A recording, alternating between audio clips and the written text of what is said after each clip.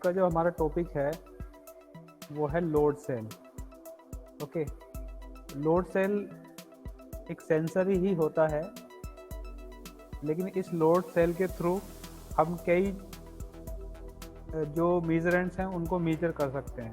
ठीक है, एक तो इसे डिस्प्लेसमेंट भी मेजर किया जा सकता है माइक्रो या मिलीमीटर लेवल के स्केल पे, और इससे हम फोर्स भी मेजर कर सकते हैं, लोड मेजर कर सकते हैं। ठीक है, तो आप लोगों ने देखा होगा कि आज की डेट में जितने भी ये ग्रोसरी शॉप्स होती हैं वहाँ पे इलेक्ट्रॉनिक बैलेंस होता है। ठीक है, तो पहले जो बैलेंस होता था वो एक मैनुअल बैलेंस होता था, जिसमें एक तरफ हम जो है बाट रखते थे तोलने के लिए 1 किलोग्राम आधा किलोग्राम का, और दूसरी तरफ जो है वो चीज़ रखी जाती थी जिसको हमें मीजर करना होता था।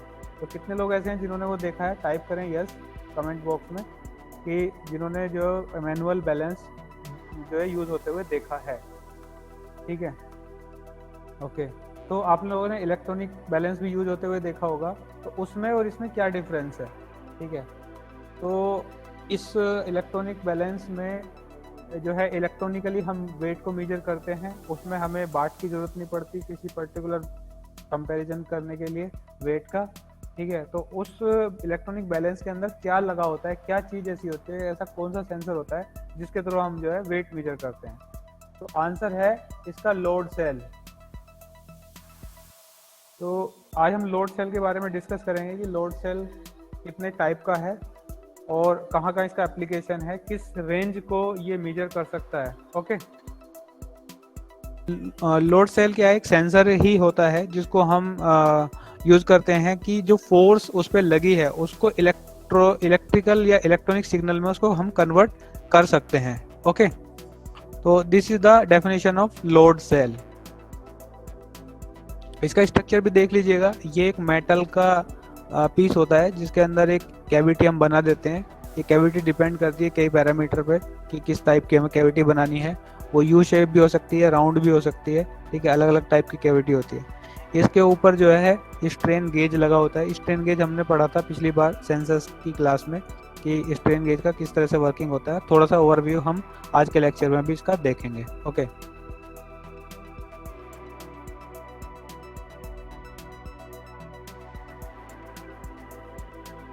ये जो इसके दोनों तरफ स्ट्रेन गेज लगा होता है, एक यहाँ पे भी और यहाँ पे भी। किसी में 2 स्ट्रेन गेज होते हैं, किसी में 4 स्ट्रेन गेज होते हैं। अलग अलग टाइप के लोड सेल में अलग अलग टाइप के स्ट्रेन गेज का अरेंजमेंट होता है। ओके, तो अब स्ट्रेन गेज क्या है इसको समझ लेते हैं एक बार। This is the strain gauge. तो ये बहुत ही सिंपल इसका कंस्ट्रक्शन है। एक बहुत ही पतली सी मेटल स्ट्रिप को, ठीक है, इस तरह से डिजाइन किया जाता है काट के कि ये एक वायर की फॉर्म ले लें। ठीक है, ये देखो, यहाँ से स्टार्टिंग, सपोज करो इसे आप पॉजिटिव टर्मिनल से कनेक्ट करते हो और इसको आप नेगेटिव टर्मिनल से कनेक्ट करते हो, तो ये एक पूरा वायर की फॉर्म में इस तरह से आ जाता है। ओके, तो इसको हम बोलते हैं स्ट्रेन गेज या स्ट्रेन टेंसर भी इसको हम बोलते हैं। ओके, तो इसमें इसका यूज कैसे करते हैं? सबसे पहले इसके कंसेप्ट को समझ लीजिएगा। आप लोगों को मालूम है कि जो किसी भी मेटल का कंडक्टर का रेजिस्टेंस होता है, इलेक्ट्रिकल रेजिस्टेंस, ये जो स्ट्रेन जो मेटल कंडक्टर होता है उसके वायर का जो रेजिस्टेंस होता है वो उसकी लेंथ पे डिपेंड करता है और उसके क्रॉस सेक्शनल एरिया पे डिपेंड करता है। ठीक है, और भी पैरामीटर हैं जिन पर डिपेंड करता है, जैसे कि वो कंडक्टर कौन सा है, उसके एम्बिएंट टेम्परेचर कंडीशंस क्या हैं, उस पर भी डिपेंड करता है। बट मेनली अगर हम फिजिकल कंस्ट्रक्शन पे डिपेंडेंसी देखें तो वो उसकी लेंथ है और उसका क्रॉस सेक्शनल एरिया है। ठीक है, तो अब ये जो वायर है, ये पतला सा वायर होगा, मेटल की स्ट्रिप का एक वायर हमने बना दिया है जिसका क्रॉस सेक्शन लगभग जो है रेक्टेंगल या क्रॉस इसका स्क्वायर शेप में होता है। ओके, तो अब अगर इसकी लेंथ को हम इंक्रीज कर दें, ठीक है, तो लेंथ को जब इंक्रीज करेंगे तो ये क्या होगा, इसके जो रेजिस्टेंस में चेंजेस आएंगे। ठीक है, उस रेजिस्टेंस के चेंजेस को अगर हम मेजर कर लें तो हमें पता चल जाएगा कि कितना डिस्प्लेसमेंट हुआ है। ठीक है, या कितना उस पर फोर्स लगा है। अब इसी सिग्नल को हम कैलिब्रेट कर सकते हैं। कैलिब्रेट का मतलब क्या है कि इसका डिस्प्लेसमेंट और इसका रेजिस्टेंस चेंज वो आपस में डिपेंड करेगा इस फॉर्मूले के थ्रू, ठीक है। तो R जो होता है आपका रो L/A, रो इसका कांस्टेंट होता है, ओके। तो अब देखिएगा ये आपकी जो लोड सेल है वो इस तरह से लगी हुई है, और अगर हम यहाँ देखें इसको कि एक हमने जो स्ट्रेन गेज है यहाँ पे लगाया हुआ है, एक यहाँ पे, एक यहाँ पे, एक यहाँ पे, हमने 4 स्ट्रेन गेज हमने लगा दिए, ठीक है। तो आप देख सकते हैं कि अगर हम इसके एंड पे, इसके एक एंड को फिक्स करके दूसरे एंड पे हम एक लोड अप्लाई करें, तो क्या होगा कि इस वाले जो जो स्ट्रेन गेज है उसकी लेंथ बढ़ जाएगी, ठीक है। यहाँ एक हल्का सा कर्व जनरेट हो जाएगा, ठीक है। और यहाँ पे अगर देखें तो इसकी स्ट्रेन गेज की जो वायर की लेंथ है वो थोड़ी सी रिड्यूस हो जाएगी। आप यहाँ देख सकते हैं इसके यहाँ पे एक कॉनकेव जो है सरफेस बनी है। सिमिलरली यहाँ पे जो लगा होगा उसकी जो स्ट्रेन गेज की लेंथ है वो कम हो जाएगी और यहाँ पे इंक्रीज हो जाएगी। तो ये 4 स्ट्रेन गेज एक लोड सेल में लगे हुए हैं। अब इन चारों के स्ट्रेन चेंज को हम कैसे मेजर करेंगे, आइए देखते हैं। देखो, तो ये आपका स्ट्रेन गेज है, ओके। ये 2 टर्मिनल है, स्ट्रेन गेज का ये पैटर्न है, ओके। तो अगर ये टेंशन के अंदर आता है, अगर ये टेंसाइल एरिया के अंदर आता है तो उसकी जो लेंथ है वो बढ़ेगी, ठीक है। तो रेजिस्टेंस जो है हाई हो जाएगा उसका, क्योंकि इस फार्मूले के अकॉर्डिंग अगर हम देखें तो लेंथ बढ़ने पे क्या होगा, रेजिस्टेंस इंक्रीज हो जाता है, ओके। क्रॉस सेक्शनल एरिया हम मान सकते हैं कि एक अप टू ए लिमिट ये कांस्टेंट हम मान सकते हैं, बट लेंथ ज़्यादा इंक्रीज हो रही है तो ये इसके रेजिस्टेंस को इंक्रीज कर देगी। सिमिलरली अगर ये स्ट्रेन गेज कंप्रेशन जोन में आता है तो क्या होगा कि एरिया थिकन हो जाएगा और लेंथ जो है वो डिक्रीज हो जाएगी। जब लेंथ डिक्रीज हो जाएगी तो रेजिस्टेंस भी क्या हो जाएगा, दोनों टर्मिनल के अक्रॉस डिक्रीज हो जाएगा, ओके। अब इस ये जो रेजिस्टेंस चेंज है इसको हम किस तरह से मेजर कर सकते हैं, उसके लिए हमारे पास एक डिवाइस होती है जिसे हम बोलते हैं व्हीटस्टोन ब्रिज, ठीक है। ये व्हीटस्टोन ब्रिज काफ़ी टाइम से हम पढ़ते आ रहे हैं, फर्स्ट ईयर में भी पढ़ाया जाता है और ये इंटरमीडिएट में भी पढ़ाया जाता है कि 4 रेजिस्टेंस को हम एक स्क्वायर एंगल, जो स्क्वायर साइड्स हैं उससे रिप्रेजेंट करते हैं, ठीक है। और उसके अक्रॉस जो रेजिस्टेंस होता है R1/R2 is equal to R2/R1 की कंडीशन में होता है अगर हमें 0 टर्मिनल पे 0 वोल्टेज डिफरेंस चाहिए, ठीक है। उसको देखिएगा किस तरह से वर्क करेगा। ये है आपका व्हीटस्टोन ब्रिज, ठीक है। तो अब देखिएगा इसमें रेजिस्टेंस है R1, R2, R3, R4, ठीक है। नाम कैसे भी लिख सकते हैं, कोई फर्क नहीं पड़ता। अब यहाँ पे हमने एक टर्मिनल जो इसकी डायगोनल के अक्रॉस हमने एक पॉजिटिव और नेगेटिव हमने एक वोल्टेज डिफरेंस यहाँ पे लगा दिया, मतलब बैटरी कनेक्ट कर दी यहाँ पे, ठीक है। अब इन दोनों की जो वोल्टेज, इन ये जो 2 बाकी टर्मिनल जो बचे हैं इनके बीच में जो वोल्टेज डिफरेंस आएगा वो इन रेजिस्टेंस पे डिपेंड करेगा, ठीक है। क्योंकि V इज इक्वल टू क्या होता है IR, और करंट किस तरह से फ्लो करती है उसके अकॉर्डिंग एक फार्मूला निकल के आएगा कि इसका रेजिस्टेंस के साथ क्या रिलेशन है, ओके। तो आपका जो व्हीटस्टोन ब्रिज है ये लोड सेल में यूज होता है। बिना व्हीटस्टोन ब्रिज को बनाए हम लोड सेल को यूज नहीं कर सकते। डायरेक्टली हमें पता ही नहीं चलेगा कि कितना रेजिस्टेंस है कितना नहीं है, ठीक है,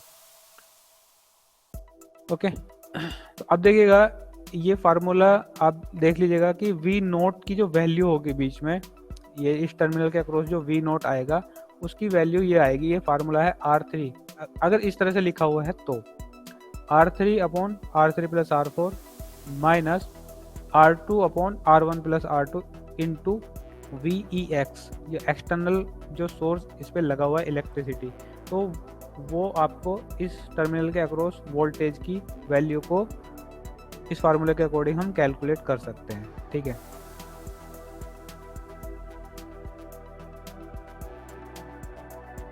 अब देखिए कि इस लोड सेल में 3 जो है इफेक्ट हैं जिन्हें हमें मिनिमाइज करना होता है, ठीक है।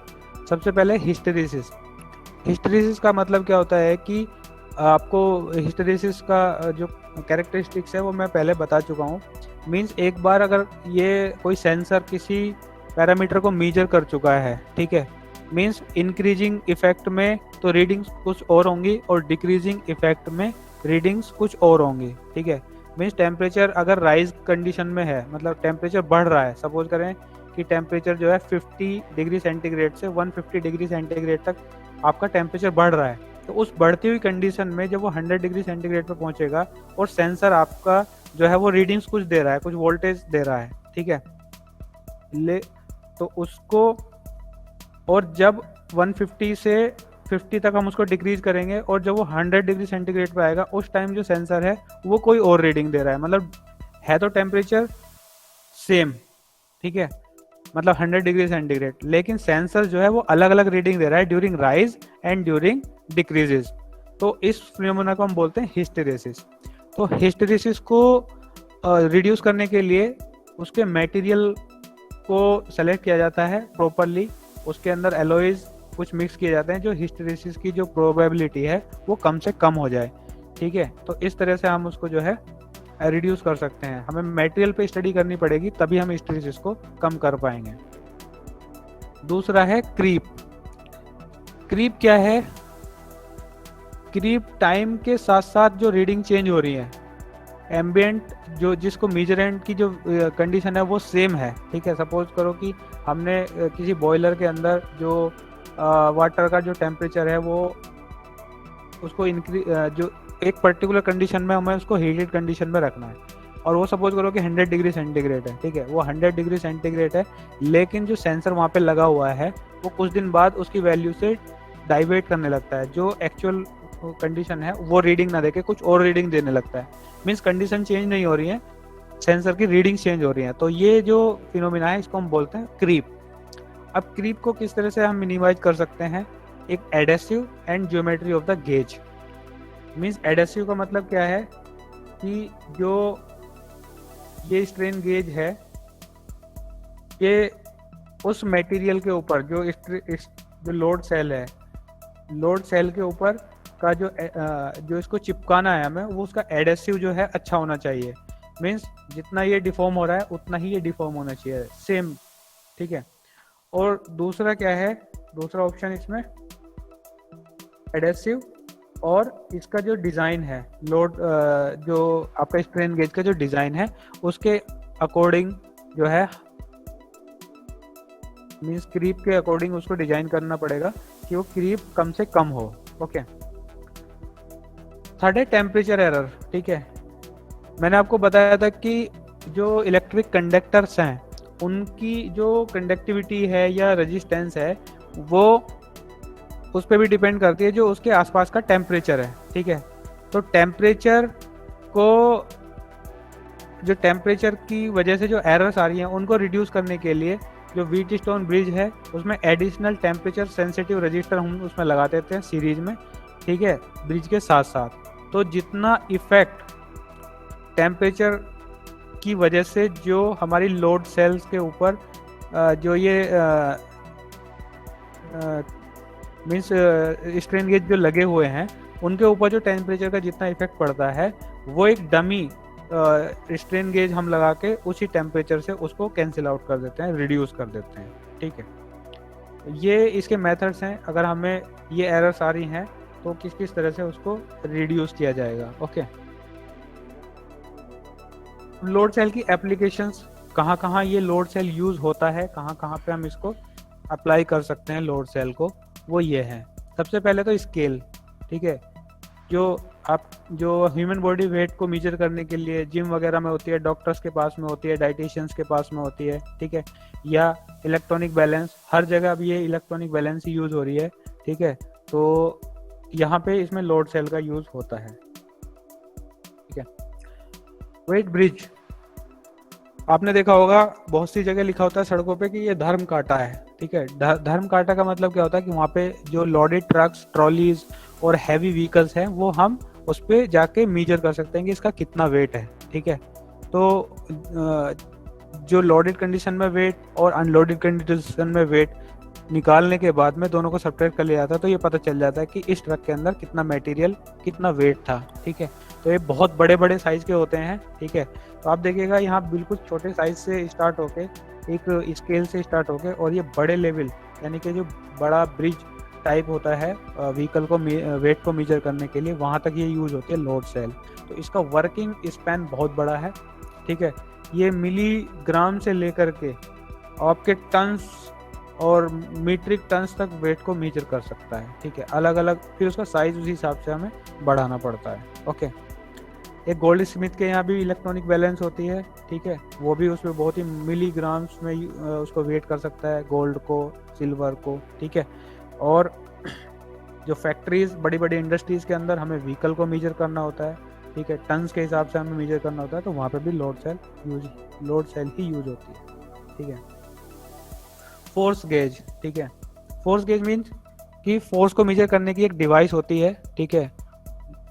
इसके थ्रू क्या होगा कि हम फोर्स को मेजर कर सकते हैं कि कितने न्यूटन का या कितने किलोग्राम का फोर्स लगा है, ठीक है। ये हैंडी वेट बैलेंस का भी काम कर सकता है। जैसे आजकल जो सिलेंडर सप्लायर्स होते हैं, तो वो क्या करते हैं, सिलेंडर्स को वेट करके देते हैं, ठीक है। पहले एक सुई वाला कांटा आता था, स्प्रिंग बैलेंस होता था, लेकिन अब ये इलेक्ट्रॉनिक बैलेंस आता था, इसमें लोड सेल यूज होती है, ठीक है। तो ये हाथ से पकड़ेंगे इसको, सिलेंडर इस कांटे पे टांगेंगे, ये जो आपका ये हुक है इस पे सिलेंडर टांगेंगे, और ये क्या बताएगा, सिलेंडर का वेट बताएगा। नॉट लिमिटेड टू सिलेंडर, ये किसी भी चीज़ का वेट या फोर्स बता सकता है, बिकॉज इसके अंदर जो है आपकी लोड सेल इलेक्ट्रॉनिकली यूज हो रही है, ठीक है। ये आता है नेक्स्ट आपका टॉर्क गेज, ठीक है। नॉर्मली आप लोगों ने देखा होगा कि जब हम नट बोल्ट टाइट करते हैं तो अंदाजे से कर देते हैं कि जब नट बोल्ट टाइट होना बंद हो जाए तब वहाँ हम छोड़ देते हैं उसको, लेकिन जो गाड़ी के इंजन्स और जो और अदर मशीनरीज होती हैं उसमें जो नट बोल्ट टाइट किए जाते हैं उनका पर्टिकुलर टॉर्क पर ही उनको टाइट किया जाता है, ठीक है। ना लूज करना है ना ज़्यादा उनको ओवर टाइट करना है। तो उस रिंच के अंदर हमें एक डिवाइस लगानी पड़ती है जो हमें ये बताए कि इसके ऊपर हमें कितना टॉर्क अप्लाई करना है, कितना टॉर्क अप्लाई होना चाहिए, ठीक है।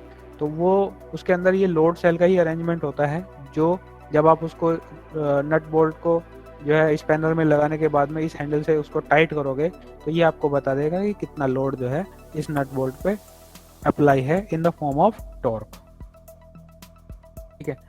अब देखिएगा टाइप्स ऑफ लोड सेल। तो ये लोड सेल की टाइप्स हैं, कहाँ कहाँ यूज होती है वो उसके शेप और साइज पे डिपेंड करता है। ये है एस टाइप लोड सेल, ठीक है। इसका स्ट्रक्चर जो मटेरियल का होगा वो एस टाइप होगा, ठीक है। और इसके अंदर जो स्ट्रेन गेज हैं वो इसके अंदर ही, मटेरियल के लेयर के अंदर ही हम उसको बिल्ड कर देते हैं, ठीक है। तो ये एस टाइप है। ये बटन टाइप है, ठीक है। इसके अंदर क्या होगा, ये एक ऐसे डिस्क की फॉर्म में होती है और एक डायाफ्राम होता है, डायाफ्राम पे चारों तरफ स्ट्रेस टेंसर लगे होते हैं। तो जब ये बीच वाला पोर्शन के ऊपर फोर्स अप्लाई होगा तो वो क्या होंगे, एक्सपेंड हो जाएंगे, उनका रेजिस्टेंस चेंज हो जाएगा, तो यहाँ से एक हमें रीडिंग मिल जाएगी, ठीक है। ये कैनिस्टर की फॉर्म में हो सकता है, ठीक है। ये आपका शेयर की फॉर्म में हो सकता है, ठीक है। एक एंड को हम यहाँ फ्री कर देते हैं, दूसरे एंड पे फोर्स लगाते हैं, शेयर फोर्स यहाँ पे अप्लाई होगा इस साइड में, ठीक है। ऐसे ये बीम की तरह भी यूज हो सकता है, जैसे बीम से इसको हम फिक्स कर देंगे, कहीं पे भी हम इसको माउंट कर सकते हैं और दूसरे एंड पे हम इसको फोर्स लगा सकते हैं। तो ये जो अंदर एक ब्लोज है इसके अंदर स्ट्रेस टेंसर लगे होते हैं और यहाँ से अंदर वायर के कनेक्शन होते हैं। तो जैसे आप इस पर फोर्स लगाओगे तो स्ट्रेस टेंसर की जो वैल्यूज जो चेंज होंगी, शेप और साइज जो चेंज होगा उसके अकॉर्डिंग यहाँ पे सिग्नल आपको मिल जाएगा। तो these are the some particular types of load cell, ठीक है। यही यूज हो सकता है, वो ज्योमेट्री पे डिपेंड करता है कि लोड का जो डायरेक्शन है वो क्या है और लोड मतलब किस टाइप का लोड लग रहा है वहाँ पे, ठीक है। यूनिफॉर्मली डिस्ट्रीब्यूटेड लोड लग रहा है या पॉइंट लोड लग रहा है, ठीक है। तो वो उस लोड पे भी डिपेंड करता है कि हमें कौन सा टाइप का यूज़ करना है। ज़रूरी नहीं है कि ये जो स्मॉल, अगर हम इस साइज़ का इसको बना देंगे तो ये स्मॉल वैल्यूज़ देगा और हैवी साइज़ का बना देंगे तो हैवी वैल्यूज़ देगा, ठीक है।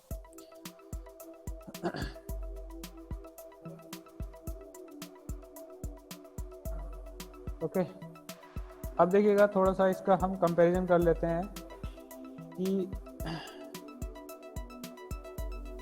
ये आपके जो वेट रेंज है बेंडिंग बीम की 10 से 5 पाउंड, ठीक है। एक्यूरेसी 0.3, ठीक है। एप्लीकेशंस कहाँ कहाँ हैं इसकी, टैंक्स में, प्लेटफॉर्म स्केल्स में, बेंडिंग बीम की। स्ट्रेंथ इसकी क्या है कि ये लो कॉस्ट पड़ता है, सिंपल कंस्ट्रक्शन होता है, जो बीम वाला होता है, सिंपल एक बीम बनाओ, उस पर आप स्ट्रेस सेंसर लगाओ और सिंपल ये कंस्ट्रक्शन बन जाता है, ठीक है। लेकिन इसकी वीकनेस प्रॉब्लम क्या है कि स्ट्रेन गेज एक्सपोज, उसके जो आउटर लेयर पे स्ट्रेन गेज लगा होता है वो बाहर दिखता है, ठीक है, इसलिए ये इसका थोड़ा सा एक ड्रॉबैक है। शेयर बीम भी की भी रेंज है 10 से 5000 पाउंड, इसकी एक्यूरेसी भी 0.03%, ठीक है। इसके एप्लीकेशंस भी tank, platform scales, of centre load, ठीक है। ये ऑफ सेंटर लोड में हम इसको यूज कर सकते हैं, जो शेयर बीम वाला है। ऑफ सेंटर मीन्स मतलब आपने फिक्स तो ये कहीं वॉल पे किया हुआ है और लोड आपका यहाँ पे लग रहा है, ठीक है, ऑफ सेंटर, ठीक है, तो वहाँ पे इसको शेयर वाले को हम यूज़ कर सकते हैं, ठीक है। तो इसी तरह से ये है आपके कैनिस्टर हैं, इसकी 500,000 पाउंड तक ये मेजर कर सकता है, ठीक है। और आपका रिंग है ये आपका 5 से 500,000 पाउंड तक मेजर कर सकता है, ये आपका 200 पाउंड तक मेजर कर सकता है, बटन एंड वॉशर्स, ठीक है। तो ये अलग अलग टाइप के हैं और डिपेंड करता है कि कितने पाउंड का हमें करना है, तो वो उसी साइज का हमें स्ट्रेस टेंसर या सॉरी ये लोड सेल हमें लेना पड़ेगा, खरीदना पड़ेगा, ओके। अब देखिएगा ये लोड सेल जो है कुछ हाइड्रोलिक भी होती हैं, न्यूमेटिक भी होती हैं, ठीक है। तो हाइड्रोलिक और न्यूमेटिक के बारे में हम देख लेते हैं कि हाइड्रोलिक जो हाइड्रोलिक का रेंज जो होता है वो बहुत सबसे ज़्यादा हाइड्रोलिक का यूज़ होता है, ठीक है। बहुत बड़ी एप्लीकेशंस अगर हैं, जैसे जो शिप पोर्ट होते हैं जहाँ से समुद्र के ज़रिए से कंटेनर लाए जाते हैं, तो कंटेनर को वेट करने के लिए हाइड्रोलिक का यूज़ करते हैं। तो बहुत हैवी ऑब्जेक्ट अगर आपको मेजर करनी है, बहुत हैवी लोड अगर आपको मेजर करना है, तो you will opt hydraulic load cell, ठीक है। वो किस तरह से काम करती है वो भी मैं आपको बताऊंगा। एक्यूरेसी इसकी थोड़ी कम होती है, 0.25%, ठीक है। एप्लीकेशंस टैंक्स, बीन्स, होपर्स, ठीक है। स्ट्रेंथ क्या है इसकी, टेक हाई इम्पैक्ट अगर हो रहा है, मतलब झटके लग रहे हैं, चीज़ें फेंक के उस पर आ रही हैं, तो उसको झेल जाएगा ये, ठीक है, डैमेज नहीं होगा। इनसेंसिटिव टू टेम्परेचर, जो नॉर्मल हमारा जो अभी स्ट्रेन गेज के बेस्ड जो हमारी लोड सेल है वो टेम्परेचर से सेंसिटिव है, बट ये टेम्परेचर पे सेंसिटिव नहीं है। कितना टेम्परेचर बढ़ जाएगा या घट जाए इस पर फर्क नहीं पड़ेगा, ये एक्यूरेट रीडिंग आपको देगा। प्रॉब्लम इसमें क्या है कि ये एक सबसे पहले तो एक्सपेंसिव है और कॉम्प्लेक्स है, ठीक है, सिंपल नहीं है। हाइड्रोलिक अरेंजमेंट आपको पूरा चाहिए, हाइड्रोलिक फोर्स क्रिएट करने के लिए लिक्विड चाहिए, कंप्रेसर चाहिए, everything you need to activate the hydraulic load cell, ठीक है। इसी तरह से न्यूमेटिक भी होता है, तो न्यूमेटिक का भी रेंज काफ़ी वाइड है और इसी के लगभग होता है, थोड़ा सा कम होता है, लेकिन इसकी क्या है 50,000 न्यूटन है इसकी एप्लीकेशन जो है। तो फूड इंडस्ट्री में हम इसको यूज़ कर सकते हैं न्यूमेटिक को, ठीक है। और इसमें इसकी स्ट्रेंथ क्या है कि ये सेफ है काफ़ी। हाइड्रोलिक के मुकाबले क्या है कि इसके अंदर जो एक लिक्विड होता है वो पोल्यूटेंट होता है, अगर वो लीक हो जाता है तो प्रॉब्लम क्रिएट होती है। न्यूमेटिक में कंप्रेस्ड एयर का हम यूज़ करते हैं, तो इसमें अगर वो लीकेज हो जाती है तो वो एनवायरनमेंट को इतना इफेक्ट नहीं डालती है, ठीक है। तो ये सारी इसकी जो है कंपैरिजन है लोड सेल की, इलेक्ट्रॉनिक लोड सेल की, मैकेनिकल लोड सेल की, ठीक है। तो अब देखते हैं आगे पीजो इलेक्ट्रिक लोड सेल। तो पीजो इलेक्ट्रिक का क्रिस्टल का मैंने आपको एप्लीकेशन बताया कि अगर उस पर फोर्स आपकी लगी हुई है, ठीक है, अगर हम उस पर फोर्स अप्लाई करते हैं तो इस क्रिस्टल के अंदर वोल्टेज डिफरेंस क्रिएट हो जाता है, ठीक है। मीन्स उसके अक्रॉस आप जो है एक अगर आप इसमें यहाँ पे अगर बल्ब जोड़ दें तो वो आपको एक जैसी फोर्स लगेगी तो वो क्या करेगा, आपको इल्यूमिनेशन दिखाई देगा उसमें बल्ब में, ठीक है। तो सीधी सी बात है कि ये मैकेनिकल क्वांटिटी फोर्स है और हमें सिग्नल चाहिए इलेक्ट्रॉनिकली, तो ये हमारे काम की चीज़ है। This is the sensor. अब इसके फोर्स को अगर हम इसकी चार्जेस को अगर हम मेजर कर लेते हैं तो क्या होगा कि हम इसकी फोर्स की इंटेंसिटी को भी मेजर कर सकते हैं, क्योंकि फोर्स की इंटेंसिटी पर इलेक्ट्रॉनिक्स का जो वोल्टेज है वो डिपेंड करता है, ठीक है। आप देख सकते हैं यहाँ पे कि बहुत सारी एप्लीकेशन जो वेइंग बैलेंस में होती है, वहाँ पे पीजो इलेक्ट्रिक क्रिस्टल की यूज से हम वो लोड सेल बनाते हैं। ठीक है, तो this is the very interesting phenomena कि फोर्स लगाओ तो आपका इलेक्ट्रिक चार्ज जनरेट हो रहा है। ओके, इसका एडवांटेज क्या है, इसमें ये it is easy to handle and small in dimension. ठीक है, अलग से हमें स्ट्रेन गेज लगाने की ज़रूरत नहीं है, सिर्फ क्रिस्टल ही थोड़ा सा महंगा पड़ता है। ठीक है, और वो आपका एक बार में लग जाए तो वो काम करने लगता है। हाई फ्रीक्वेंट रेस्पॉन्स है इसका, मीन्स अगर आप बार बार चेंज कर रहे हो, बार बार इस पर फोर्स की वैल्यू चेंज कर रहे हो, तो रैपिड आपको ये रेस्पॉन्स देगा। ठीक है, लिमिटेशंस क्या है, it is not suitable for the measuring in static condition.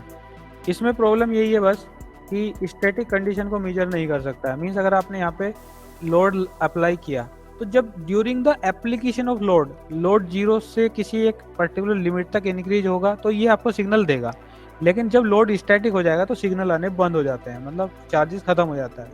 तो स्टैटिक कंडीशन की लोड को ये मेजर नहीं करता है। It is affected by temperature से अफेक्ट होता है। ठीक है, output is very low, external circuit is required.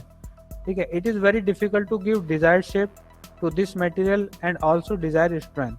आपको एक पर्टिकुलर क्रिस्टल की फॉर्म में इसको क्यूबॉइड शेप में इसको यूज करना होता है। आप इसको एस या बटन, जैसे हमने स्ट्रेन गेज लोड सेल के केस में हम डिफरेंट शेप और साइज बना सकते हैं। We are not able to make this type of shape and size to this piezoelectric load cell.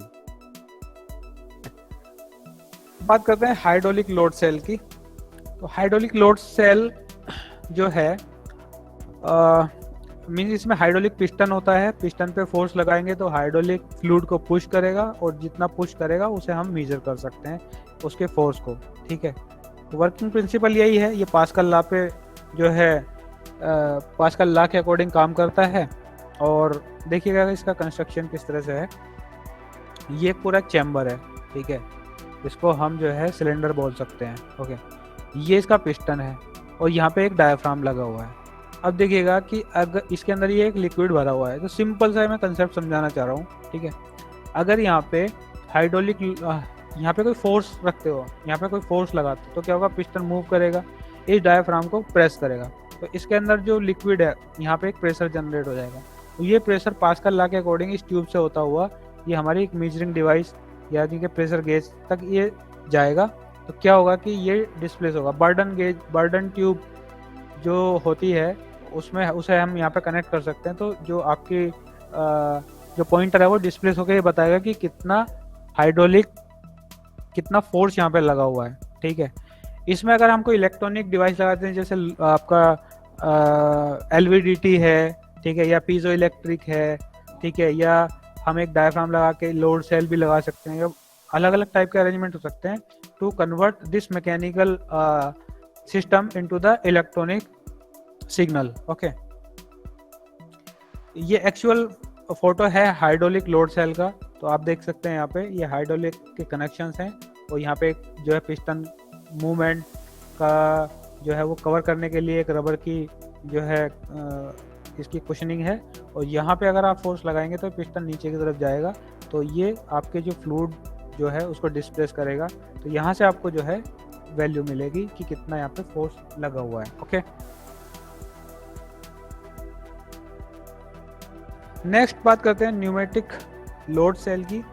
तो इसमें न्यूमेटिक का मतलब ये कि कंप्रेस्ड एयर से हम जो है यहाँ पे यूटिलाइज करेंगे लोड सेल को, लोड सेल के थ्रू लोड को मेजर करने के लिए। तो load cell is design to automatically regulate the balancing pressure. ठीक है, air pressure is applied to one of the end of the diaphragm and it escape through the nozzle placed at the bottom of the load cell. ठीक है, देखते हैं इसका figure देखते हैं।